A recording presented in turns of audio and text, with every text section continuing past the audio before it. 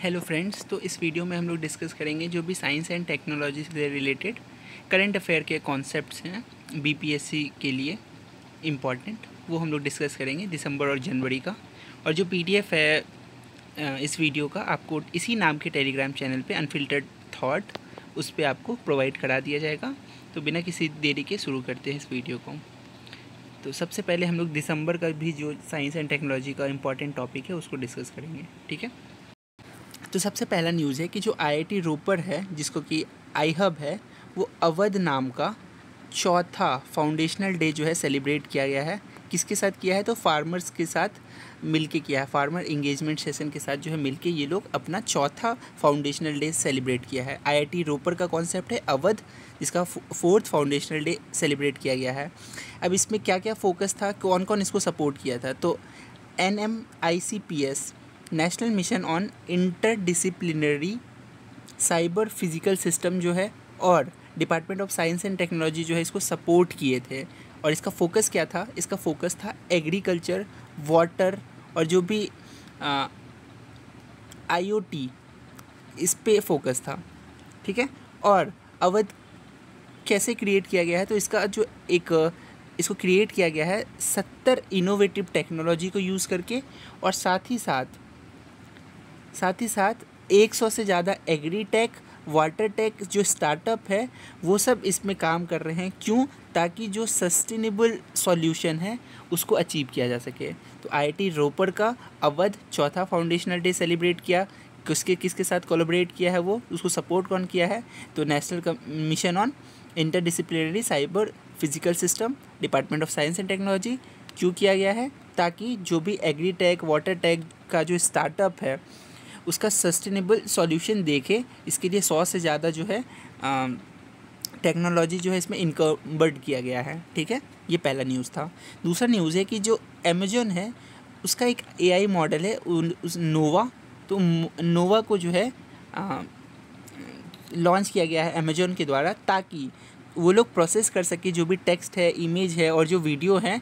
इससे क्या होगा, ये लोग जो भी कंटेंट क्रिएशन है, डॉक्यूमेंट का जो एनालिसिस है या वीडियो का जो अंडरस्टैंडिंग है, इस सब को समझ सके। और जो चैलेंज आता है लेटेंसी से, कॉस्ट से रिलेटेड, कस्टमाइजेशन से रिलेटेड, उस सब को जो है ये लोग टैकल करेंगे। तो एक तरीके का अमेजन का ये ओपन AI है, जैसे कि बाकी चीज़ों का होता है।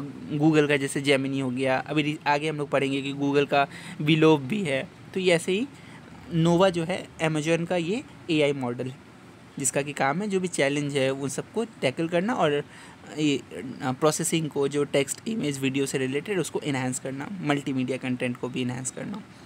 अगला न्यूज़ है कि जो इसरो का PSLV व्हीकल है C-59 रॉकेट, वो सक्सेसफुली जो है डिप्लॉय किया है। कहाँ पे? जो यूरोप का सोलर मिशन है, यूरोप का जो सोलर एजेंसी है, प्रोवा 3 मिशन के साथ जो है ये लोग कोलैब किए हैं। तो PSLV C-59 रॉकेट किया है। ये आप याद रखिएगा, PSLV C-59। तो इसका काम क्या था? इसका काम था कि ये लोग जो सन का ब्लैक होल है उसका लाइट को और जो भी एटमॉस्फेयर का आउटर लेयर है उसको स्टडी करेंगे। तो ये PSLV C-59 रॉकेट के थ्रू जो है मिशन लॉन्च किया गया था। साथ ही जो ESA का प्रोवा 3 मिशन है, वो दोनों भी इसमें काम किए थे। तो अब इसमें कौन कौन सा सैटेलाइट भेजा गया था? तो एक सैटेलाइट था ओकलेटर और दूसरा सैटेलाइट था कॉर्नोग्राफ। तो ये 2 सैटेलाइट भेजे गए थे ताकि जो ब्लॉक है सनलाइट का उसको स्टडी करना, और जो आउटर एटमॉस्फेयर होता है जिसको कि कोरोना कहते हैं, ये जो एटमॉस्फेयर या बाहर वाला जो लेयर होता है कोरोना, इसको स्टडी करने के लिए ये भेजा गया था, ठीक है। अभी अगला न्यूज़ एक और आएगा इसरो से रिलेटेड कि PSLV C-60 भेजा गया है, ठीक है। अब नेक्स्ट न्यूज़ की तरफ बढ़ते हैं कि जो विजडम है, विजडम एक वर्ल्ड का ओल्डेस्ट वाइल्ड बर्ड है। अब ये क्यों न्यूज़ में था? ये न्यूज़ में इसीलिए था क्योंकि इसने पहली बार 4 साल में जो है पहला अंडा दिया है। तो ये इसको एक हिस्टोरिक मोमेंट बनाता है वाइल्ड लाइफ कंजर्वेशन के लिए। तो विजडम जो है दुनिया का सबसे ओल्डेस्ट वाइल्ड बर्ड है, जिसको कि नाम दिया गया है लाइसन एल्बेट्रॉस, ये नाम दिया गया है, ठीक है। और ये दुनिया का सबसे ओल्डेस्ट बर्ड है। बस इतना ही आपको जानना है। अगला है कि गूगल का एक जेनकास्ट नाम का AI driven weather forecasting model है। इससे क्या होता है, ये एक तरीके से प्रिडिक्ट करेगा जो भी डेली वेदर है और ट्रैक करेगा जब भी एक एक्सट्रीम इवेंट होगा स्टॉर्म से रिलेटेड, तो इस सब को जो है ये स्टडी करेगा ये टेक्नोलॉजी। तो ये गूगल का जेनकास्ट है, कास्ट से ही समझ में आता है ये वेदर फोरकास्टिंग का काम कर रहा है, ठीक है। और जो भी स्टॉर्म जैसा सीवियर कंडीशन जब आता है तो उसको ट्रैक करेगा। अब इंडिया का आदित्य L1 और जो ESA का प्रोवा 3 है, यूरोप सैटेलाइट एजेंसी का प्रोवा 3 मिशन है, ये दोनों कोलैब करेंगे ताकि एक तरीके का ये लोग जो सन का कोरोना है, वही न्यूज़ है, सन का कोरोना को जो है उसके इनसाइट को स्टडी करे। तो अब बोला, इसमें थोड़ा एक्स्ट्रा इन्फॉर्मेशन दे दिया है कि इंडिया की तरफ से जो आदित्य L1 है उसको जनवरी 2024 में जो है वो ऑपरेशनल हुआ है, और जो यूरोप का जो प्रोवा 3 है वो जो है दिसंबर 2024 में हुआ था। यानी कि जो आदित्य वो पहले हुआ था और प्रोवा जो है बाद में हुआ था। तो ये आपको पता होना चाहिए। तो ये काम क्या करेगा, सन के कोरोना को स्टडी करेगा, साथ ही साथ जो है जो आउटर एटमॉस्फेयर है वही उसको स्टडी करना है, ठीक है। अगला है कि मैराइन रिसर्च जो है डिस्कवर किया गया है, ठीक है। वो किस चीज़ से रिलेटेड था, डैम सेलफिश स्पीसीज से रिलेटेड, जिसका कि नाम दिया गया है कॉर्मिस एबाडन। कॉर्मिस एबाडन जो है इसका नाम दिया गया है। एक तरीके का ये मेटामॉर्फिक रीफ है जो कि मालदीव्स में पाया गया है। अब ये मेनली मेराइन कोरल रीफ के एक्सप्लोरेशन से संबंधित है। जो भी डीप सी में जो है एक्सप्लोरेशन होता है उसके इंपॉर्टेंस को एम्फसाइज करेगा, और साथ ही साथ जो मेराइन बायोडाइवर्सिटी है नेशन का, उसको जो है प्रोटेक्ट करना, उसको इनरिच करना, उसके लिए काम किया जा रहा है। तो एक तरीके का ये इंटरनेशनल कोलैबोरेशन है जो कि ये चीज़ रिसर्च में पता की है कि कॉर्मिस एबाडा जो है वो एक तरीके का मेटामॉर्फिक रीफ है जो कि मालदीव्स में पाया गया है, और ये डीप सी कोरल रीफ का एक्सप्लोरेशन और बायोडाइवर्सिटी का, मरीन बायोडाइवर्सिटी कंजर्वेशन का काम करेगा। अब अगला न्यूज़ है कि जो गूगल का वीलो क्वांटम चिप है, तो वीलो क्वांटम चिप क्या है, वीलो आपको पता होना चाहिए कि गूगल का क्वांटम चिप है, पहला पॉइंट। और इसका काम क्या होगा कि ये ट्रेस करेगा जो भी कॉम्प्लेक्स चैलेंज हो रहा है ग्लोबली, और साथ ही साथ जो है अब ये क्या होगा, जो आप लोग सुपर कंप्यूटर का नाम सुनते होंगे, तो सुपर कंप्यूटर एक समय में आया था, वो बहुत ही इंपॉर्टेंट था। तो ये क्वांटम चिप का काम करेगा अगर, और इससे क्या होगा कि ये 5 मिनट का समय जो है वो कम कर देगा। जो अभी सुपर कंप्यूटर अगर 10 सेप्टेलियन ईयर्स लगाता है तो ये 5 मिनट कम लगाएगा, जिससे कि है अब और भी फास्ट जो है हम लोग जो भी हम लोग सर्च करते हैं इंजन, उसमें वो डेवलपमेंट का काम करेगा। फॉर एग्जांपल अगर राजधानी ट्रेन है तो राजधानी ट्रेन आपको दिल्ली से पटना जो है 16 घंटे में पहुंचाता है या 15 घंटे में पहुंचाता है। तो ये जो क्वांटम चिप होगा, जो गूगल का वीलो होगा, वो एक तरीके का बुलेट ट्रेन का काम करेगा जो 3 से 4 घंटे में आपको पटना पहुंचा देगा दिल्ली से। तो ऐसे आप समझिए इसको। अब अगला न्यूज़ है कि इंडिया जो है अनाउंस किया है कि अपना वो खुद का भारत अंतरिक्ष स्टेशन 2035 तक जो है वो लॉन्च करने वाला है, और साथ ही एक एस्ट्रोनॉट जो है वो मून पे जाएंगे 2040 तक, भारत के खुद के। अभी आपने न्यूज़ सुना होगा शुभांशु शुक्ला का, तो उसी तरह से खुद का एस्ट्रोनॉट जो है भारत जो है मून में भेजेगा 2040 तक, और अंतरिक्ष स्टेशन जो है 2035 तक होगा। और साथ ही आपको गगनयान मिशन के बारे में पता ही होगा कि गगनयान मिशन जो है 2027 में इंडिया लॉन्च करने वाला है, ठीक है।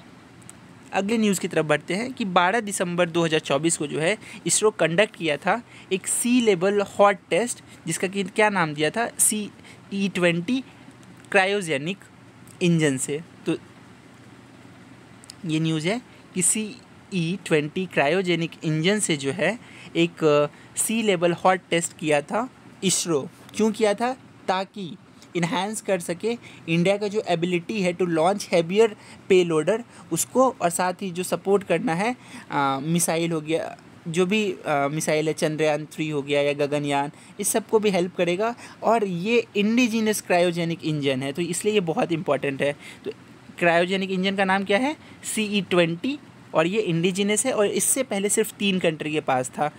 आगे न्यूज़ आएगा तो हम लोग उसको जानेंगे। तो इसलिए बहुत कम कंट्रीज नेशन के पास ये क्रायोजेनिक इंजन जो है मौजूद है, और भारत इंडिजिनसली इसको डेवलप किया है, इसलिए ये बहुत इंपॉर्टेंट होता है। तो इंडिया का जो एबिलिटी है आप लोग देखते होंगे कि इंडिया का इसरो DRDO बहुत ही नाम कमा रहा है, तो उसमें एक और अच्छा कदम जो है भारत के सैटेलाइट मिशन के लिए ये है।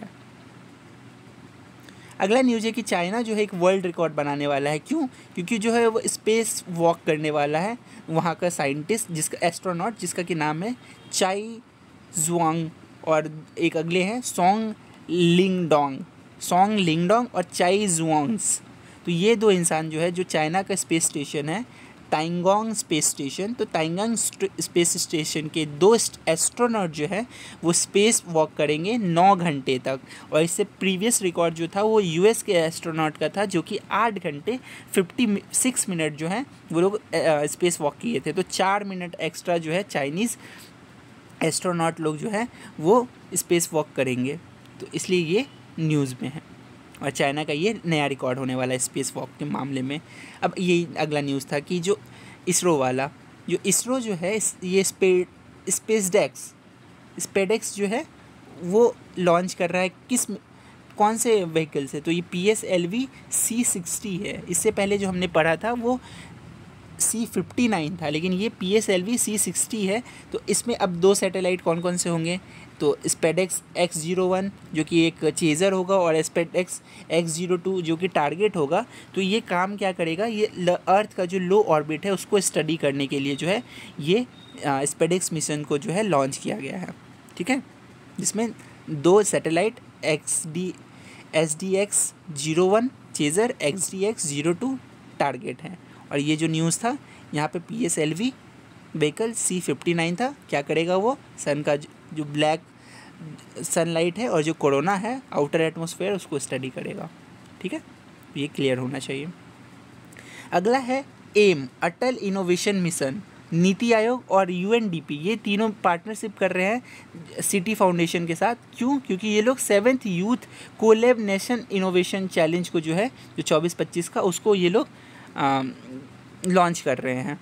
इसको इस्टेब्लिश किया गया था 2019 में, और ये प्रोग्राम जो है एम्पावर करेगा 2600 यूथ को जो भी सोशल इनोवेशन टीम में है, और साथ ही साथ ये जो है सोशल एंटरप्रेन्योरशिप को जो है बढ़ाएगा, ताकि जो अपॉर्चुनिटी है, जो PWD कम्युनिटीज़ के लोग होते हैं, पर्सन विद डिसेबिलिटी वाले लोग, उनकी जो वेलबींग है उसको इन्हांस करने के लिए, उनको अपॉर्चुनिटी देने के लिए ये एम मिशन जो है लाया गया है। और साथ ही साथ जो है जो सस्टेनेबल डेवलपमेंट का गोल है उसको भी एडवांस करेगा, उसको अचीव करने में ये मदद करेगा। तो एम मिशन जो है नीति आयोग और UNDP के साथ एक पार्टनरशिप में हो रहा है, अटल इनोवेशन मिशन। ठीक है, अब अगला न्यूज़ है ग्लास चाइल्ड सिंड्रोम डिस्क्राइब। तो ये एक तरीके का ग्लास चाइल्ड सिंड्रोम जो है एक तरीके का इमोशनल स्ट्रगल देखने को मिलता है। जो भी सिबलिंग होते हैं उनमें एक तरीके का एक क्रॉनिक इलनेस होता है और डिसेबिलिटीज़ होता है कि इमोशनली स्ट्रगल करते हैं और बहुत ही इनविजिबल फील होता है, सप्रेस फील होता है, जिससे कि उन लोग को अपने आप में अजीब सा फील होता है सिबलिंग्स के बीच में। तो ये जो है एक तरीके का सिंड्रोम है जिससे कि परफेक्शनलिज्म क्या आता है, एक भाई जो है बहुत आगे निकल गया, एक पीछे रह गया, तो एक इन्फीरियरिटी का, एक इमोशनल स्ट्रगल का वो आता है, एंजाइटी होता है, स्ट्रेन फील होता है। तो ये जो है ग्लास चाइल्ड सिंड्रोम का लक्षण है। ठीक है, तो ये मेन आपको दिसंबर का जो भी साइंस टेक्नोलॉजी से इम्पोर्टेंट न्यूज़ था वो बताया गया। अब हम लोग मूव करते हैं जनवरी की तरफ। तो ये जनवरी से आ गया है 2025। तो अब हम लोग 2025 की तरफ मूव करते हैं। तो पहला न्यूज़ है ह्यूमन मेटाफिनोमो वायरस, जो HMPV वायरस के नाम से भी हम लोग शॉर्ट में जानते हैं। इसको 2001 में पहली बार आइडेंटिफाई किया गया था और एक तरीके का ये रेस्पिरेटरी वायरस है जो कि सिमिलर है RSV वायरस से। अब ये क्या होता है, मेनली ये अफेक्ट करता है चिल्ड्रंस को, एल्डर को, और जो भी जिनका इम्यूनिटी जो है बहुत ही कमज़ोर होता है, जिनका इम्यूनिटी कमज़ोर होता है ऐसे इंडिविजुअल को। अब कॉमन सिंड्रोम क्या होता है, इसमें कफ होगा, फीवर होगा, जो भी नाक बहना हो गया, आप सांस नहीं ले पाओगे, ये सब इसका सिम्टम्स देखने को मिलता है। ठीक है, अब इसका अभी तक कोई भी एंटीवायरस जो है नहीं तैयार हुआ है, इसका ट्रीटमेंट नहीं हो सकता है, कोई भी वैक्सीन इसके लिए मौजूद नहीं है।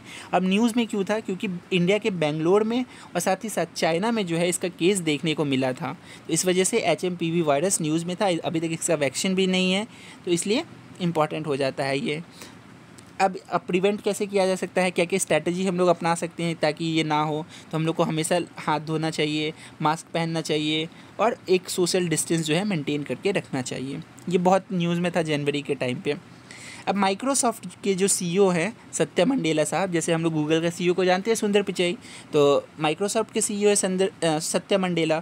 तो सत्या मंडेला जी जो है इंडियन गवर्नमेंट के साथ एक जॉइंट फोर्स में काम करने वाले हैं, जो कि ministry of electronic and information technology के साथ होगा। वो जो है इंडिया का AI मिशन को जो है बूस्ट करने और उसको प्रमोट करने के लिए, ताकि एक AI इकोसिस्टम इंडिया में बना रहे, उसको एम्फसाइज़ किया जाएगा। और साथ ही साथ ये एथिकल AI पे फोकस करेंगे और इसके लिए 3 बिलियन जो फंड है वो एलोकेट किया जाएगा। और अगले 2 साल में जो है जो AI इंफ्रास्ट्रक्चर को इंडिया में अप स्किल करना है, उसको अडॉप्ट करना है, इसके लिए काम किया जाएगा। और साथ ही साथ जो भी AI है उसके वर्कफोर्स को, उस सबको जो है तेज़ी से इंडिया के हर सेक्टर में जो है उसको स्प्रेड करना है और लोग को इससे जोड़ने का काम करने का ये कोलैबोरेशन है। अब अगला न्यूज़ है कि IIT मद्रास जो है इनोग्रेट किया है एशिया का largest shallow wave basin. Asia का लार्जेस्ट सैलो वेब बेसिन जो है कौन लॉन्च किया है, IIT मद्रास इनोग्रेट किया है इसको। अब इसमें क्या होगा, एक और कहाँ पे इसका कैंपस खोला जाएगा, तो इसका कैंपस जो है त्रिव्यूर जो है चेन्नई में, वहीं पे खोला जाएगा। अब IIT में है तो IIT मद्रास है यानी चेन्नई में होगा, इतना तो आप कर ही लेंगे। तो IIT मद्रास चेन्नई में जो है ये एशिया का पहला सैलो वेब बेसिन जो है उसको इनोग्रेट करा जा रहा है। और इसका कोलैबोरेशन किसके साथ होगा, तो इसका कोलैबोरेशन NTCPWC के साथ होगा, जो कि मिनिस्ट्री ऑफ शिपिंग के अंडर में आता है। अब इसका काम क्या होगा, इसका काम जो होगा ये एक तरीके का एड प्रोवाइड करेगा, ताकि जो कोस्टल इंजीनियरिंग है, जो पोर्ट डेवलपमेंट है, इस सब में मदद करे। और साथ ही साथ जो क्लाइमेट चेंज का एडॉप्शन है उसमें भी हेल्प हो सके।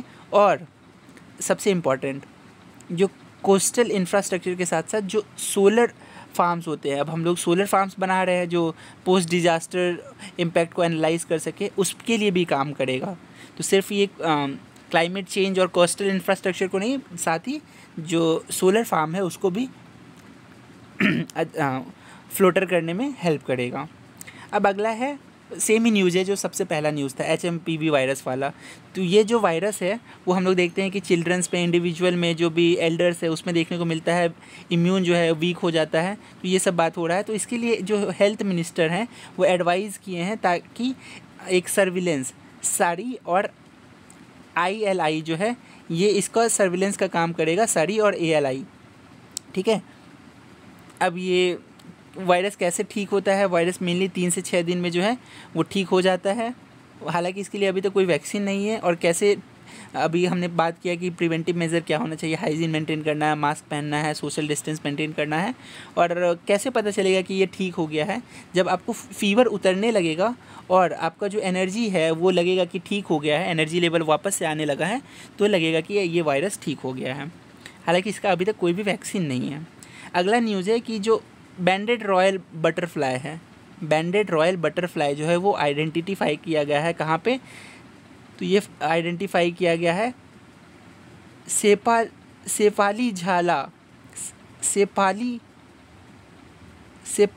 झाला जो वाइल्ड लाइफ सेंचुरी है त्रिपुरा में, त्रिपुरा के वाइल्ड लाइफ सेंचुरी में जो है ये बैंडेड रॉयल बटरफ्लाई को आइडेंटिफाई किया गया है। अब इसका इंपॉर्टेंस क्या है, ये स्टेट का रिच बायोडाइवर्सिटी को दिखाता है। साथ ही साथ जो एंटोमोलॉजी और जियोलॉजिकल जर्नल्स है ये भी बात करते हैं कि इंडिया के जो वाइल्ड लाइफ प्रोटेक्शन के लिए ये बहुत ही इंपॉर्टेंट होता है। इंडिया का जो इंडिज इकोलॉजी रिसर्च है उसको भी ये दिखाता है। अब उतना हम लोग को जानना नहीं है, हम लोग के लिए बस ये इम्पॉर्टेंट है कि बैंडेड रॉयल बटरफ्लाई जो है वो शेफाली झाला वाइल्ड लाइफ सेंचुरी त्रिपुरा में मिला था 5 मई 2021 को। तो इसके अब इसका ये जो है वाइल्ड लाइफ प्रोटेक्शन एक्ट 1972 के अंदर और शेड्यूल 2 में आता है, इसीलिए इंपॉर्टेंट है, क्योंकि हम लोग जनरली पढ़ते हैं कि कोई भी species wild life protection act 1 में आता है तो उसको हम लोग मार्क कर देते हैं, बट ये शेड्यूल 2 में है, इसलिए इसको जानना ज़रूरी हो जाता है। ठीक है, अब ये जो है इसके लिए इकोलॉजिकल रिसर्च चल रहा है, कंजर्वेशन एफर्ट लाए, ताकि वहाँ पे जो नंबर है बैंडेड रॉयल बटरफ्लाई का उसको इंक्रीज़ किया जा सके। ब्लू ओरिजिन, अब ब्लू ओरिजिन जो है ये न्यू ग्लेन रॉकेट के थ्रू जो है इसको लॉन्च किया गया 10 जनवरी 2025 को कैप कैनरेबल से जो है इसको लॉन्च किया गया था। एक तरीके का माइलस्टोन है स्पेस एक्सप्लोरेशन में। क्यों, इसके बारे में अगला न्यूज़ फिर से आने वाला है। तो ये मेनली जो है 320 फीट जो है ये टॉल होगा और 45 मीटर टन जो है वो लो अर्थ ऑर्बिट से होगा, ये सब न्यूज़ दिया हुआ है। हाँ, इसमें 7BE4 इंजन जो है यूज़ किया गया था, ये इंपॉर्टेंट है। साथ ही साथ जो है ये एक तरीके का ब्लू रिंग पेवर्ड जो है उसको यूज़ करा था। और ऑब्जेक्टिव क्या था, ऑब्जेक्टिव इसका था कि जो वैलिडेटिंग डिज़ाइन है, पेलोड डेवलपमेंट है और जो NSL का जो सर्टिफिकेशन है उसमें ये हेल्प करेगा। और ये फर्स्ट स्टेज जो था इसका, ये जैकयान एडवांसिंग सस्टेनेबल स्पेस लाइट जो है वो इस पे फोकस करा था। तो ये मेनली आपको जानना है कि ब्लू ओरिजिन जो है न्यू ग्लेन रॉकेट से लॉन्च किया गया था। न्यू ग्लेन क्या था उसके बारे में अगला न्यूज़ आने वाला है। ठीक है, तब तक हम लोग अगला न्यूज़ देखते हैं। कि अगला न्यूज़ है कि जो कि ओरिजिनल राइट फ्लेयर फैब्रिक जो था, जो कि 1903 में कैटी हॉक फ्लाइट के द्वारा यूज़ किया गया था, उस फ्लाइट से जो है नील आर्मस्ट्रॉन्ग जो है गए थे स्पेस में, तो उसको म्यूज़ियम में रखा गया था। तो अब जो है वो हिस्टोरिक पीस को जो है अब म्यूज़ियम में अनवेल्ड किया गया है। जो ओरिजिनली जो है नील आर्मस्ट्रॉन्ग जो है वो यूज़ किए थे फैब्रिक को 1903 में कैटी फ्लो फ्लाइट में जब वो जा रहे थे, तो जो कि अपोलो 11 का मिशन था 1969 का। ठीक है, तो ओरिजिनली वो वहाँ से आया था। अब इसको जो है म्यूज़ियम में डाला जा रहा है, इस वजह से ये न्यूज़ में है। तो आपको पता होगा कि नील आर्मस्ट्रॉन्ग जो है अपोलो 11 मिशन के थ्रू जो है स्पेस पे गए थे, और ये राइट फ्लेयर फैब्रिक जो है उसको यूज़ किया गया था। अब वो म्यूज़ियम में रखा जा रहा है।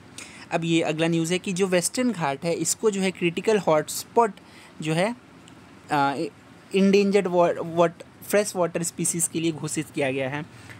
अब क्यों ऐसा किया गया है, IUCN रेड लिस्ट में आता है ये। यहाँ का जो स्पीसीज़ है आपको पता होगा 23,000 से ज़्यादा स्पीसीज़ यहाँ पे देखने को मिलता है, लेकिन और इसके साथ साथ फ़िश और ऑर्डोनिट्स भी यहाँ पे देखने को मिलता है। लेकिन अब पता चल रहा है कि यहाँ का जो पानी है, वर्ल्ड का फ्रेश वाटर ये स्पीसीज़ यहाँ पे देखने को मिलता था, अब वो उसका कंजर्वेशन करना बहुत ज़रूरी हो गया है, अदरवाइज़ जो है ये एरिया जो है हम लोग खो देंगे। तो इसीलिए इसको क्रिटिकल हॉटस्पॉट के लिस्ट में जो है शामिल किया गया है वेस्टर्न घाट को, ताकि जो है जो थ्रेट है, जो रिस्क है एक्वाटिक लाइफ को, उसको कम किया जा सके और इस जगह को फिर से इनरिच किया जा सके। अब इसरो जो है स्पेडेक्स मिशन, अभी हम लोग देखे थे स्पेडेक्स मिशन को लॉन्च किया था, जिसमें कि SDX-01 चेज़र था, SDX-02 जो है टारगेट था, इसको यूज़ किया था। अब ये करने वाला कौन कौन कंट्री था इंडिया से पहले, तो इंडिया से पहले रशिया, USA और चाइना जो है इंडिजीनियसली अपना वो स्पेडेक्स मिशन को कर चुके हैं, और इंडिया जो है चौथा कंट्री बन गया है। तो आपको पता होना चाहिए स्पेडेक्स मिशन के बारे में। ठीक है, अब इंडिया का प्राइवेट जो स्पेस सेक्टर है वो एक नया माइलस्टोन को रीच किया है। पहला पिक्सल और दूसरा जो है डीजेनरेटरा। तो ये डीजेनरेटरा और पिक्सल जो है वो सक्सेसफुली लॉन्च किया गया है, जो कि अबॉर्डेड स्पेसएक्स रॉकेट से किया गया है। अब पिक्सल क्या डिप्लॉय करता है, एक तरीके का ये एग्रीकल्चर, डिफेंस, क्लाइमेट मॉनिटरिंग को प्रोवाइड कराता है, ताकि जो हाई रेजोल्यूशन डाटा है जो वेजिटेशन के लिए, वाटर क्वालिटी के लिए और एटमॉस्फेरिक कोऑर्डिनेशन के लिए, उसमें ये हेल्प करेगा। तो पिक्सल जो है mainly agriculture, defence, climate monitoring से रिलेटेड है। और दूसरा जो है दिगंतरा, जो दिगंतरा है ये लॉन्च किया गया था स्कॉट सैटेलाइट से, जो कि कॉमर्शियल ट्रैकर है, जो कि स्पेस का डेब्रिस को जो है 5 सेंटीमीटर लोअर अर्थ ऑर्बिट से वो पता कर लेता है, और जो एड्रेस किस चीज़ को ये करता है, जो भी कंसर्न है रिलेटेड टू स्पेस कंजिस्ट्रेशन और जो भी सस्टेनेबिलिटी है उस पर फोकस करता है। तो आपको बस पता होना चाहिए कि जो पिक्सल और दिगंतरा को स्पेसएक्स रॉकेट से भेजा गया था, ये इंडिया का प्राइवेट स्पेस सेक्टर का काम था और फोकस किस चीज़ पे कर रहा था। ठीक है, अब अगला है कि जो प्राइम मिनिस्टर नरेंद्र मोदी जी है वो 3rd लॉन्च पैड जो है इसरो का सतीश धवन स्पेस स्टेशन श्रीहरिकोटा आंध्र प्रदेश से जो है उसकी वो सैंक्शन किए हैं ऑलमोस्ट 4000 करोड़ रुपए। अब क्यों दिया गया है, ताकि अभी तक हम लोग देखते थे कि इंडिया जो है PSLV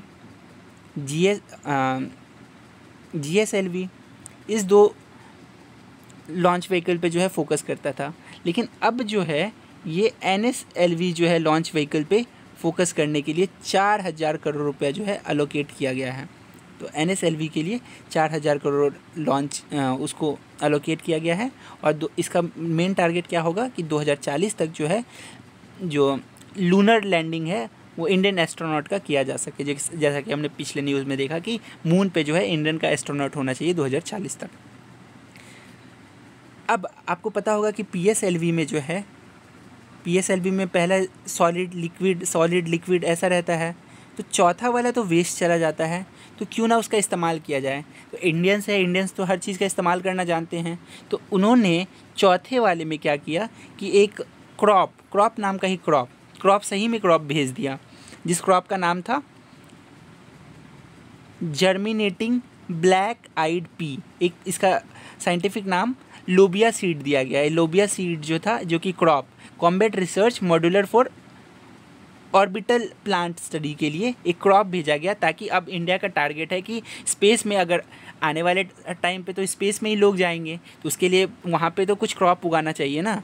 तो इंडिया जो है अभी से इसका प्लानिंग कर लिया है, और इंडिया जो है क्रॉप उगाने का प्लानिंग स्पेस पे कर दिया है ये क्रॉप मिशन के थ्रू, जिसका कि नाम दिया गया है लोबिया। ये एक तरीके का जर्मिनेटिंग ब्लैक आइड पी था। मटर उगाएंगे अब स्पेस पे जाके, और धीरे धीरे जो है वहाँ पे अब लोग बसेंगे, फिर फूड प्रोडक्शन होगा, और फिर जो वहाँ पे पूरा न्यूट्रिशनल और साइकोलॉजिकल बूस्ट जो है देना है एस्ट्रोनॉट को, ताकि वहाँ पे लॉन्ग ड्यूरेशन का मिशन कर सके, और फिर आगे चल के ह्यूमन सेटलमेंट वहाँ पे कराना है। तो इसके लिए इसरो ने सबसे पहला इनिशिएटिव ले लिया है। ठीक है, तो मजाक से हट के ये जो है क्रॉप जो है इसरो का था, जिन्होंने फूड प्रोडक्शन के लिए, फूड ग्रोथ के लिए, ताकि जो एस्ट्रोनॉट जाते हैं उसका हेल्प करने के लिए ये करा जा रहा है। जूलॉजिकल सर्वे ऑफ इंडिया जो है आइडेंटिफाई किए हैं एक पेंगोलिन स्पीसीज़, ये डिस्कवर किया है इंडो बर्मा स्पीसीज़ है, जो पेंगोलिन स्पीसीज़ कहा जाता है। अब कहाँ पे मिला है, तो ये मिला है आपको जो मानिस इंडो बर्मा रीजन है वहाँ पे मिला है। अब ये क्यों इम्पोर्टेंट हो जाता है, क्योंकि ये जो पेंगोलिन है ये 3.4 मिलियन पुराना है, तो इसलिए ये इम्पॉर्टेंट हो जाता है। जो इस रीजन का बायोडाइवर्सिटी है, यहाँ का अलग एक रिकग्निशन मिले बायोडाइवर्सिटी हॉटस्पॉट के लिए, तो ये इम्पॉर्टेंट हो जाता है। तो आपको बस पता होना चाहिए कि जियोलॉजिकल सर्वे ऑफ इंडिया जो है एक नया species Indo Burma species pangolin species के नाम से जाना जाएगा, वो डिस्कवर किए हैं, जो कि बहुत ही पुराना है 3.4 मिलियन ईयर अगो। अब ब्लू ऑरिजिन जैसे कि हमने देखा था, तो ये पहला फ्लाइट है जो कि न्यू ग्लैडन रॉकेट से गया है। अब न्यू ग्लैडन इसका नाम क्यों दिया गया था कि न्यू ग्लैन है, तो न्यू ग्लैन एक पहले अमेरिकन थे जो कि ऑर्बिट अर्थ पे गए थे, तो उनके ऑनर के लिए जो है ये नाम दिया गया है। अब ये काम क्या करेगा, अब ये मिशन का क्या काम है, तो ये अभी हमने देखा था कि 320 फुट जो है रॉकेट था और 6 घंटे में ये डिप्लॉय किया था।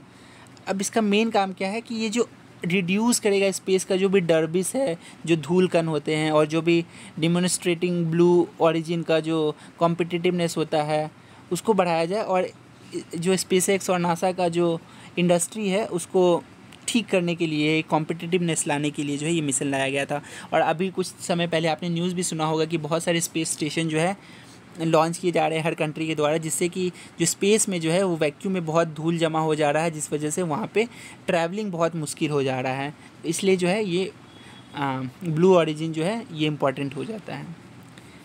अब क्रायोजेनिक वेस्टिंग डिजीज़ क्या है, तो एक तरीके का इसको जॉम्बी डियर डिजीज़ भी कहते हैं। अब जॉम्बी डियर डिजीज़ है, डियर से होता है तो किस डियर से ही होगा, डियर, इल्क, जो मॉस है, जो डियर की प्रजाति हैं उस सब से होता है। अब कहा जाता है कि ये ट्रांसमिट हो सकता है ह्यूमन में भी, इसीलिए खतरे की घंटी है कि क्रॉनिक वेस्टिंग डिजीज़ जो कि डियर डिजीज़ के नाम से जाना जाता है, ये ह्यूमन में भी ट्रांसफ़र हो सकता है। और अभी तक इसको आइडेंटिफाई नहीं किया गया है कि जो ये CWD डिजीज़ है ये CJ डिजीज़ से ही सिमिलर है या नहीं। तो एक्चुअल रिस्क जो है ह्यूमन इन्फेक्शन का वो क्या होगा, इसके बारे में अभी रिसर्च चल रहा है। बट आपको पता होना चाहिए कि क्रायोजेनिक वेस्टिंग डिजीज़ जो है इसको जॉम्बी डियर डिजीज़ भी कहा जाता है। सैडली एबिलिटेशन जो है वो बेंगलोर बेस्ड एक एरोस्पेस स्टार्टअप था जिसका कि एक नाम दिया गया था शून्य। अब शून्य किसके नाम से होगा? शून्य जो है आर्यभट्ट के नाम से दिया गया था, उनके याद में दिया गया था। एक तरीके का ये electric vehicle take off and landing VTOL के नाम से जो है ये एक टैक्सी प्रोटोटाइप है। इसका सिग्निफिकेंस क्या है?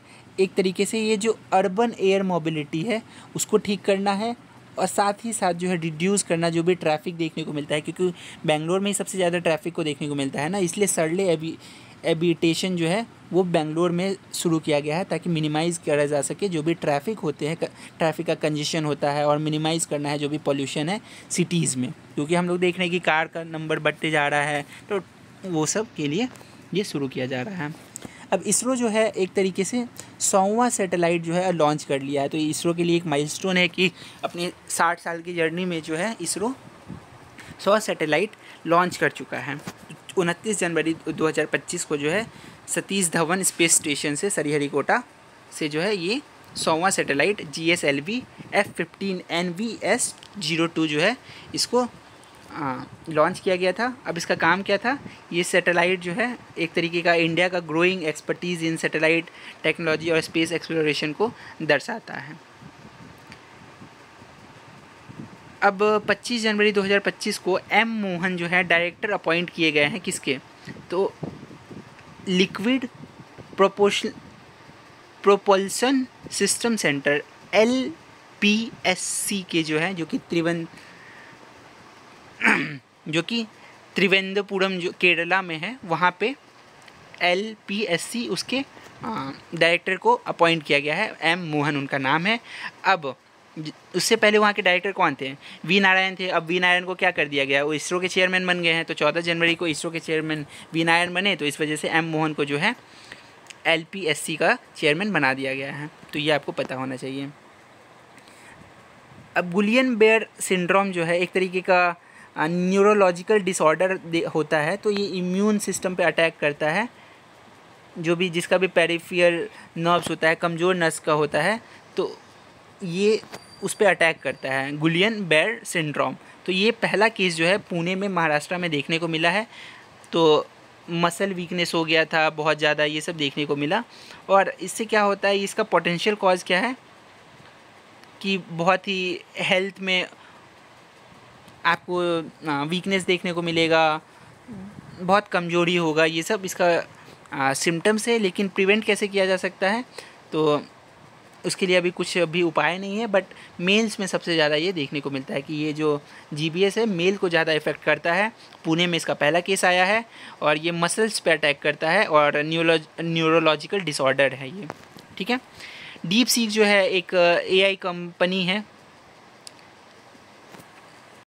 जो कि फोकस करती है मशीन लर्निंग पे और नेचुरल लैंग्वेज प्रोसेसिंग पे फोकस करती है। कि हाँ, आपको पता ही होगा कि अब जो है सब लैंग्वेज पे फोकस करने के लिए AI बहुत ही अच्छा टूल हो सकता है, क्योंकि पहले हम लोग को ट्रांसलेशन करना पड़ता था हर चीज़ का, लेकिन अभी जो है AI की मदद से हम लोग किसी भी लैंग्वेज में डाल के किसी भी लैंग्वेज को ट्रांसलेट कर सकते हैं। तो डीप सीक जो है उस के लिए एक अच्छा कदम है कि machine learning natural language processing में हेल्प करता है। तो ये एक तरीके का जो भी सॉल्यूशन है उसका स्केल को इन्हांस कर रहा है, साथ में डाइवर्स इंडस्ट्री के साथ ये जुड़ने का काम करेगा। तो अब जो है इसको एथिकल, एफिशिएंट और इम्पल्सिव बनाने के लिए, इम्पैक्टफुल बनाने के लिए जो है इस पे काम किया जा रहा है, ताकि जो है ये बेनिफिट कर सके बिजनेस को, गवर्नेंस को, इंडिविजुअल को। अभी तो हम लोग देखते हैं कि एडुकेशन में AI का बहुत यूज़ होता है, ChatGPT का यूज़ सब करते हैं। तो इस तरीके से अब इसको बिजनेस में, गवर्नमेंट में और इंडिविजुअल के लेवल पे इसको यूज़ किया जा सके, इसके लिए इसको एथिकल बनाने का काम किया जा रहा है। इंडिया जो है प्रिपेयर कर रहा है ताकि ये लॉन्च कर सके इंडिया का पहला डीप ओशन मिशन। अब इंडिया स्पेस पे तो अपना मिशन भेज ही रहा है, साथ ही साथ इंडिया का अब टारगेट है कि पानी के नीचे भी जो है वो अब एक मिशन लॉन्च करे, जिसमें पहला वो काम कर रहा है कि 500 मीटर डेप्थ तक जो है डीप ओशन मिशन के नाम से एक human operated under water submarine भेजा जा रहा है। और अगर ये कंप्लीट हो गया तो अगले साल जो है 6000 मीटर तक जो है वो पानी के अंदर एक human operated under water submarine भेजने का काम किया जाएगा। तो इस साल जो है 500 मीटर नीचे तक भेजा जा रहा है डीप ओशन मिशन। ये किसका है? इंडिया का है, इतना आपको पता होना चाहिए, ताकि जो मरीन एडवांसमेंट और जो भी वहाँ का जो टेक्नोलॉजी है मरीन के डेवलपमेंट और इनके सस्टेनेबिलिटी के लिए उसको इन्हांस करने का काम किया जाएगा। तो स्पेस के साथ साथ मरीन इंफ्रास्ट्रक्चर पर भी भारत ध्यान दे रहा है। अब जैसा कि हमने ये न्यूज़ देख लिया कि 29 जनवरी को जो है इसरो जो है अपना 100वां लॉन्च व्हीकल श्रीहरिकोटा से लॉन्च किया, जिसका कि नाम था GSLV F-15 रॉकेट से इसको सक्सेसफुली डिलीवर किया गया और नेविगेटिंग सैटेलाइट किया था NVS-02। तो अब इसका काम क्या है कि इंडिया को जो है अब ये सेल्फ रिलायंट और सैटेलाइट के जो नेविगेशन है उसमें इंडिजिनस और इंडिपेंडेंट बना रहा है कि सेल्फ रिलायंट होंगे, सेल्फ रिलेक्टेंट होंगे, दूसरे कंट्री पर डिपेंडेंट नहीं होना है। अब जैसे इंडिया में UPI चलता है तो एलन मस्क जो है, जिनका कि अब ट्विटर का नाम एक्स कर दिए हैं, तो एक्स मनी के नाम से वो एक वीज़ा पावर्ड डिजिटल वॉलेट को शुरू करने जा रहे हैं, जो कि एक सुपर ऐप के थ्रू होगा। जैसे इंडिया में UPI के तरह चलता है या फिर गूगल पे से हम लोग जो है पेमेंट करते हैं, तो वो उन्होंने एक्स पे को सुपर पे ऐप नाम से जो है वो वहाँ से पेमेंट का एक डिजिटल वॉलेट का काम करेगा, वो लॉन्च किया है एलन मस्क ने। अब ये WeChat पे भी काम कर सकता है और इसका काम क्या होगा कि ये फंक्शनलाइज करे जो भी स्पैनिंग है, मैसेजिंग है और फाइनेंशियल ट्रांजैक्शन को और ई-कॉमर्स को जो है बेहतर करने के लिए ये काम किया जा रहा है एलन मस्क के द्वारा। 29 जनवरी को जो है अलीबाबा इंट्रोड्यूस किए थे एक AI मॉडल, जिससे कि वो बात की है कि वो जो आउट परफॉर्म कर सकते हैं DeepSeek, ChatGPT, लालमा, ये जितने भी जिससे कि हम लोग नेचुरल लैंग्वेज प्रोसेसिंग करते हैं, तो उस सबको जो है एक तरीके का सबसे बेस्ट वर्जन लॉन्च करने का बात कर रहे थे अलीबाबा। आपने न्यूज़ भी सुना होगा कि जो चाइना का ChatGPT आ गया है, तो ये अलीबाबा जो है इंट्रोड्यूस किए थे AI मॉडल। तो इसका काम क्या होगा, ये बोल रहे थे कि ग्रेटर एफिशिएंसी आएगा, ये सब का बात कर रहे थे। बट आपको पता ही है कि चाइनीज़ माल का कोई भरोसा नहीं है, बट स्टिल ये न्यूज़ में था कि अलीबाबा का एम है कि स्ट्रेंथन करे जो भी AI के मॉडल में AI इंडस्ट्री को सबसे बेहतर बनाना है, तो चाइना को आगे ले जाने के लिए अलीबाबा का एक इनिशिएटिव था। बिमस्टेक जो है एक बिमटेक नाम, ये बिमकॉइन जो है वो लॉन्च किया जा रहा है बिमटेक्स के द्वारा। तो आपको पता होगा कि ये ब्लॉकचेन पावर डिजिटल करेंसी है, जिसका काम क्या होगा कि एफिशिएंट ट्रांजैक्शन जो है उसको किया जा सके, और साथ ही साथ इंडिया का पहला बिजनेस स्कूल है जहाँ पे ये इम्प्लीमेंट हो रहा है ब्लॉकचेन टेक्नोलॉजी। बिमटेक जो है यूनिवर्सिटी है, वहाँ पे स्कूल है, वहाँ पे इसको बिमकॉइन को इंट्रोड्यूस किया जा रहा है। Blockchain power digital currency BIMTECH में इंट्रोड्यूस हो रहा है, और ये जो है IIT मद्रास से जुड़ा हुआ है। इनिशिएटिव जो है रिफ्लेक्ट करता है कि जो फॉरवर्ड थिंकिंग है उसको अब हम लोग एकेडमिक सेटिंग में भी ले जा रहे हैं। ठीक है, अब ये न्यूज़ तो अभी पुराना हो गया है कि शुभांशु शुक्ला जी जो है एक्सॉम 4 मिशन के तहत जो है इंडिया के पहले इंसान बन जाएंगे जो इंटरनेशनल स्पेस स्टेशन में जा रहे हैं। जो जब तक ये वीडियो रिकॉर्ड हो रहा है तब तक वो वहाँ पे पहुँच भी गए हैं, और इंडिया के पहले हो जाएंगे जो कि इस इंटरनेशनल स्पेस स्टेशन पे जाएंगे। अंतरिक्ष पे जाने वाले दूसरे होंगे राकेश शर्मा के बाद, लेकिन इंटरनेशनल स्पेस स्टेशन पे जाने वाले शुभांशु शुक्ला दूसरे व्यक्ति होंगे इंडिया की तरफ से। सॉरी, इंटरनेशनल स्पेस स्टेशन पे जाने वाले पहले भारतीय होंगे, अंतरिक्ष में जाने वाले दूसरे होंगे। और एक्सॉम 4 मिशन जो है उसके तहत जा रहे हैं, जो कि एलन मस्क का स्पेसएक्स ड्रैगन कैप्सूल के थ्रू जो है वो जा रहा है। ठीक है, अब इससे पहले भी एक फ़ीमेल इंडिया की गई थी, अब इंडियन थी बाय ओरिजिन, लेकिन उनका जो नागरिकता है वो तो अमेरिकन है। तो एनीवेज सुनीता विलियम जी जो है वो भी जो है अभी स्पेस पे रह के आई है।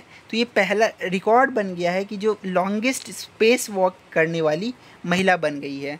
इससे पहले जो है, इससे पहले पेगी वाइटसन जो थी वो सबसे ज़्यादा समय तक स्पेस वॉक की थी, एक महिला। लेकिन अब सुनीता विलियम्स जो है वो सबसे ज़्यादा स्पेस वॉक करने वाली महिला बन गई है। हालांकि उनका मिशन जो है वो डिले हो गया था किसी कारणवश से, टेक्निकल फेलियर हुआ था जिसकी वजह से उनको आना बहुत पहले था, जून में ही, लेकिन उनको 9 महीने ज़्यादा समय वहाँ पर रहना पड़ा था। तो जो इससे पहले पेगी वाइटसन जी थी वो 62 आवर जो है वो स्पेस पे रही थी, लेकिन इन्होंने तो बहुत ज़्यादा ही समय रह लिया। तो सुनीता विलियम्स का ये न्यूज़ था। अब अगला है कि डिफेंस से रिलेटेड। तो अब तक हमने साइंस देखा, अब डिफेंस देखते हैं। कि पहला न्यूज़ है इंडिया और यूएसए जो है ज्वाइन किए हैं एक फोर्स टू को प्रोड्यूस, अब साथ में मिलकर प्रोड्यूस करेंगे एक तरीके का सोनो बायोनस, एक तरीके का ऐसा पानी के अंदर, नेवी से रिलेटेड है तो पानी के अंदर एक ऐसा वो लोग टेक्नोलॉजी का यूज़ करके जो मिलिट्री के लिए ज़रूरी इक्विपमेंट है उसको बनाएंगे ताकि उससे आवाज़ ना आए। सोनोबायर्स मतलब ऐसा ही होता है कि जिसमें कुछ भी आवाज़ ना हो और कोई भी मूवमेंट का पता ना चले। तो बहुत ही शांत तरीके से इसको किया जाएगा।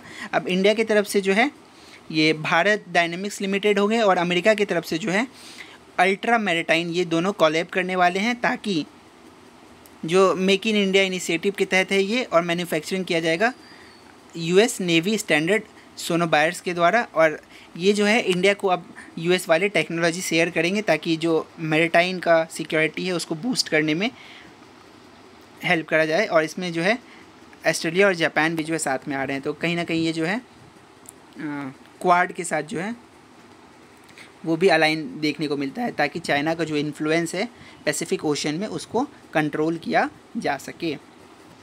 अब अब्दाली मिसाइल, अब अब्दाली मिसाइल आप सोचेंगे ये नाम से ही अब्दाली किसी मुस्लिम कंट्री का होगा, तो ये पाकिस्तान का जो है द्वारा डेवलप किया गया एक मिसाइल है। पाकिस्तान स्पेस रिसर्च, जो पाकिस्तान स्पेस रिसर्च कमीशन है उसने डेवलप किया है अब्दाली मिसाइल। अब इससे ज़्यादा इसके बारे में क्या ही बोले, बस आप इतना जान लीजिए। अब डीआरडीओ का हम लोग अभी देख लिए कि वो हिम कवच नाम का एक multi layer clothing system launch कर रहे हैं। हिम कवच माने क्या होगा कि कोल्ड रीजन में जो भी चाहिए होगा, तो कोल्ड रीजन में जो भी हमारे आर्मी के लोग होते हैं, मिलिट्री के सोल्डर होते हैं, उनको जो है एक्सट्रीम कोल्ड कंडीशन में भी जो है उनका परफॉर्मेंस अच्छा हो, उनको जो है एक अच्छा इन्वायरमेंट मिल सके, ना ज़्यादा गर्म हो ना ज़्यादा ठंडा हो। तो ऐसा वो लोग एडवांस गियर प्रोवाइड कर रहे हैं जिससे कि वहाँ का टेम्परेचर जो होता है, वो जो ड्रेस होगा उसका टेम्परेचर 20 डिग्री प्लस और -60 डिग्री को भी जो है एक रेंजिंग टेम्परेचर में लाएगा। और इससे जो होगा इंश्योर करेंगे ऑप्टिमल कंफर्ट और जो एफिशिएंसी होता है वो मिलिट्री पर्सनल को दिया जा सके ताकि वो जो है हमारे प्रोटेक्शन के लिए और भी अच्छे से काम कर सकें। तो ये हिम कवच जो है इंडियन सोल्जर के लिए एक मल्टी लेयर क्लोथिंग सिस्टम है जो डीआरडीओ के द्वारा डेवलप किया गया है। ठीक है, अब अगला न्यूज़ यही है कि इंडिया और यूएस जो है सोनोबायर्स का यूज़ कर रहे हैं और यूएस इंडिया का मदद करेगा। तो इंडिया की तरफ से जो है भारत डायनेमिक लिमिटेड और यूएस की तरफ से अल्ट्रा मैरिटाइन जो है ये काम कर रहे हैं ताकि जो अंडर सी वॉरफेयर एक्सपर्टीज़ है उसमें यूएस इंडिया का मदद कर रहा है। अब इंडिया जो है सक्सेसफुली टेस्ट किया है नाग MK2 anti tank guided missile, जिसका कि पूरा नाम है ATGM। ठीक है, एंटी टैंक गाइडेड मिसाइल नाग MK2 को इंडिया सक्सेसफुली टेस्ट कर लिया है, जो कि डीआरडीओ के द्वारा डेवलप किया गया था। कहाँ पे इसको टेस्ट किया गया है? राजस्थान के फायरिंग रेंज में जो है इसको पोखरन वाले इलाके में ही टेस्ट किया गया है। नाग MK2 anti tank guided missile DRDO के द्वारा डेवलप किया गया था, पोखरन में राजस्थान में इसको टेस्ट किया गया है। अब ये क्या करेगा, इसका काम क्या होगा कि जो भी वॉरफेयर का स्ट्रेंथ है उसको इन्हांस करने का काम करेगा, ताकि जब एक बार इस टेक्नोलॉजी को छोड़ दिया गया तो फिर वो देखिए फायर एंड फॉरगेट वाले टेक्नोलॉजी पे काम करता है कि एक बार अगर उसको छोड़ दिया गया तो वो छोड़ दिया गया, तो ये वैसा वाला काम करेगा। ठीक है, अब इंडियन नेवी जो है लॉन्च किया है सेकेंड मल्टीपर्पज़ व्हीकल MPV, जिसका कि नाम है उत्कर्ष, ठीक है।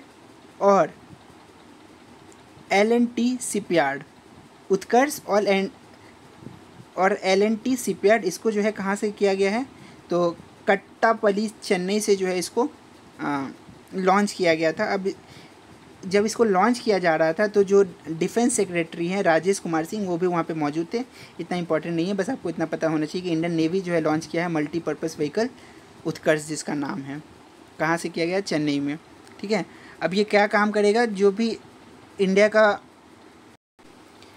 का जो मल्टी डायमेंशनल रोल है, जैसे कि नाम से ही पता चल रहा है कि इंडिजीनियसली डेवलप है, और इंडिया का जो मल्टी डायमेंशनल रोल है जो नेवी के द्वारा, उसको सुपीरियर करने में ये मदद करेगा, ताकि इंडिया जो है और आगे बढ़ सके अपने मराइन टेक्नोलॉजी और डिफेंस में। अब इंडिया के आर्म फोर्स जो है एक्सरसाइज डेविल स्ट्राइक जो है 16 से 19 जनवरी तक चला था, उसको कंडक्ट करे हैं, एक्सरसाइज डेविल स्ट्राइक। इसमें क्या हुआ था, इसमें जो है एक तरीके का आर्मी के द्वारा, इंडियन आर्मी के द्वारा जो है एक हाई इंटेंसिटी कॉम्बैट ड्रिल जो है फोकस किया था, ताकि जो वॉर के समय जो हम लोग ड्रिल करते हैं, जो बाद में हम लोग देखे भी कि जब ऑपरेशन सिंदूर हो रहा था तो ये ड्रिल बहुत काम आया, तो उसका तैयारी पहले से चल रहा था। इन्हांस कॉम्बैट रेडीनेस और एडवांस टेक्नोलॉजी, इस सब पे फोकस करेंगे, ताकि जब वॉरफेयर का टाइम आएगा तो इंडिया को डिफरेंट लेवल पे कोऑर्डिनेशन बनाने में मदद मिलेगा। तो एक्सरसाइज डेविल स्ट्राइक जो है इंडियन आर्मी का था, बस आपको इतना पता होना चाहिए BPSC के लिहाज से। अब इंडियन आर्मी जो है ईयर ऑफ नेवल सिविलियन, अब एक ये ग्रैंड सेलिब्रेशन जो है ईयर ऑफ नेवल सेलिब्रेशन जो है ईयर ऑफ नेवल सिविलियन जो है, इसका grand celebration DS Kothari auditorium जो कि न्यू दिल्ली में है, वहाँ पे चल रहा था। यहाँ पे जो है ये ओकेजन क्यों रखा गया था, जो भी रिटायर्ड नेवी के पर्सन है या जो भी नेवल सिविलियन हैं, उनको जो है उनको कंट्रीब्यूट किया जा सके, कि उनका जो भी काम था, उनका एग्जीबिशन था, उनका परफॉर्मेंस था, जो भी वो काम किए हैं, तो उनको अवार्ड दिया जा सके और उनको उनका डेडिकेशन को शोकेस किया जा सके कि आप जो है नेशन के नेवल ऑपरेशन में इतना काम किए हैं, तो आपको एक तरीके से एट्रीब्यूट दिया जा रहा है, आपको एक छोटा सा आपके लिए एक फंक्शन अनाउंस किया गया है बस। तो इंडियन नेवी के लिए ईयर ऑफ नेवल सिविलियन जो है कहाँ पे किया गया था, तो न्यू दिल्ली में किया गया था, ये आपको पता होना चाहिए।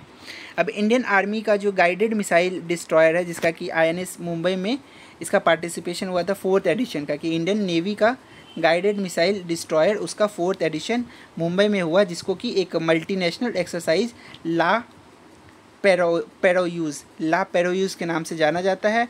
अब सबसे इसको 16 जनवरी को इसका एक्सरसाइज किया गया था।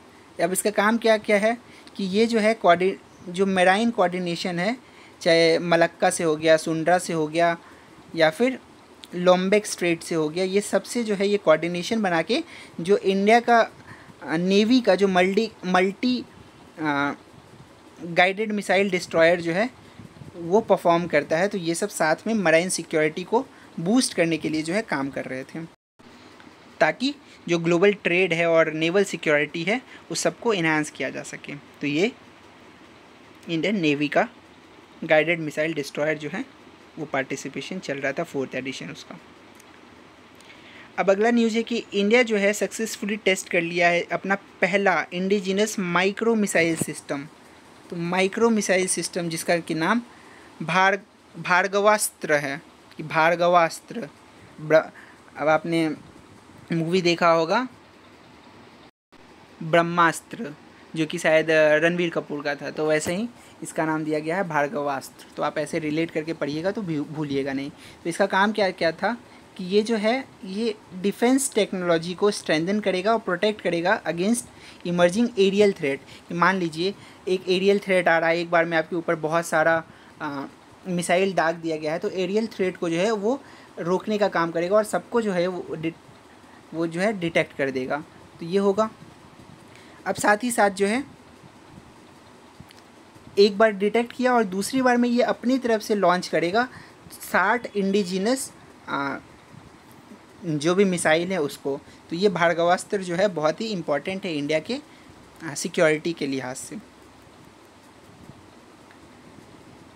अब अगला न्यूज़ है कि defence research and development laboratory, जो कि हैदराबाद बेस्ड DRDO का एक विंग है, इसने माइलस्टोन अचीव किया है, एक हाइपरसोनिक टेक्नोलॉजी डेवलप किया है।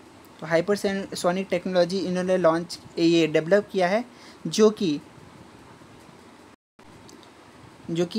एक्टिव कोल्ड स्क्रैमजेट कम्बस्टर के नाम से जो है ये जाना जा रहा है।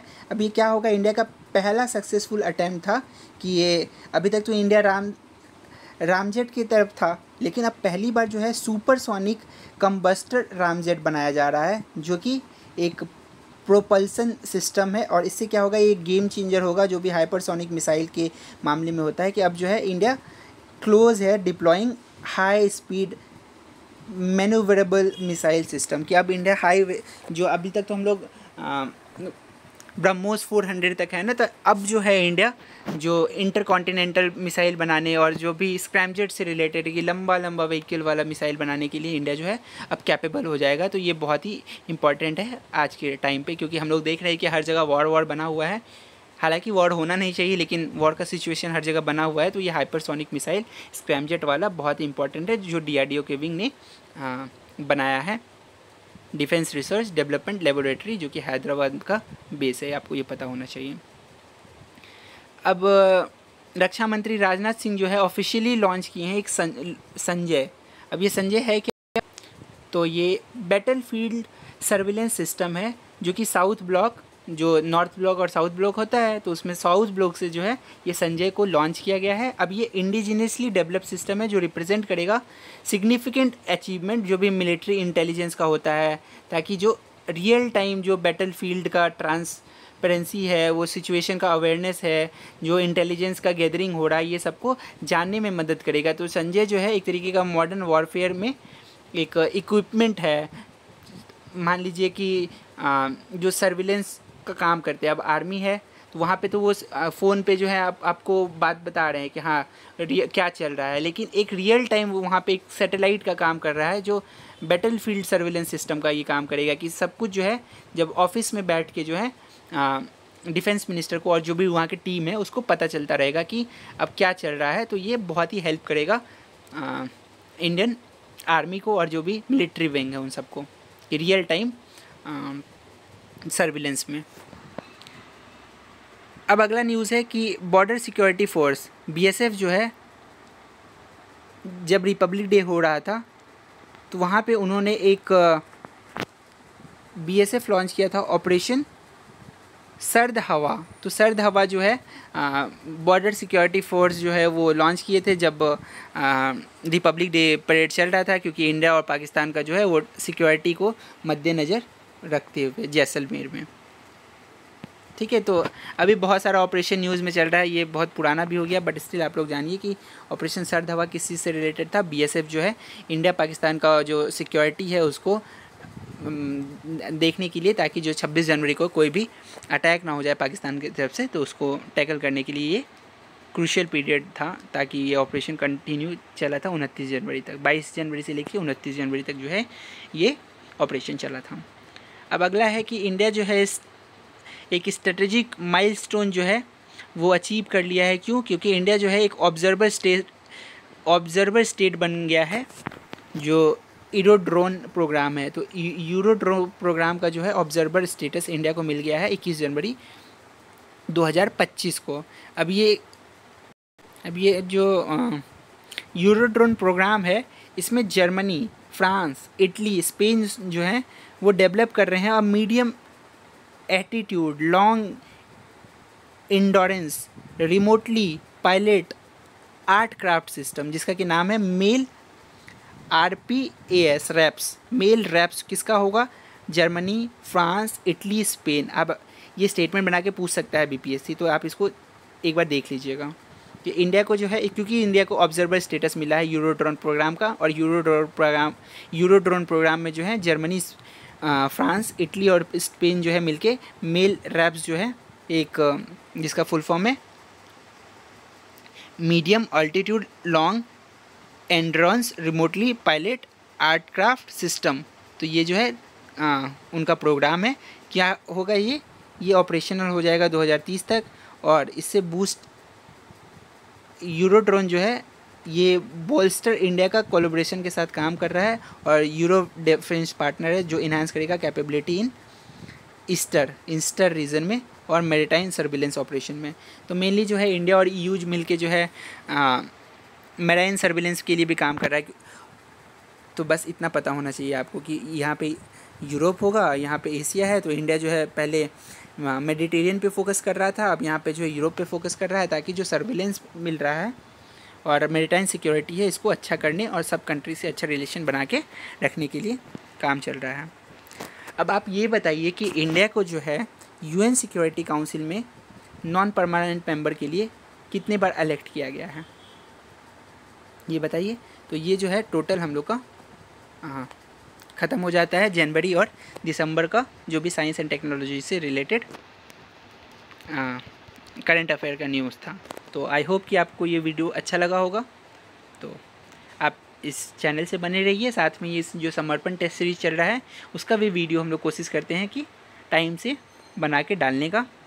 तो thank you for watching this video, और PDF जो है इसी नाम के टेलीग्राम चैनल पे आपको मिल जाएगा। टिल देन पढ़ते रहिए, ऑल द बेस्ट।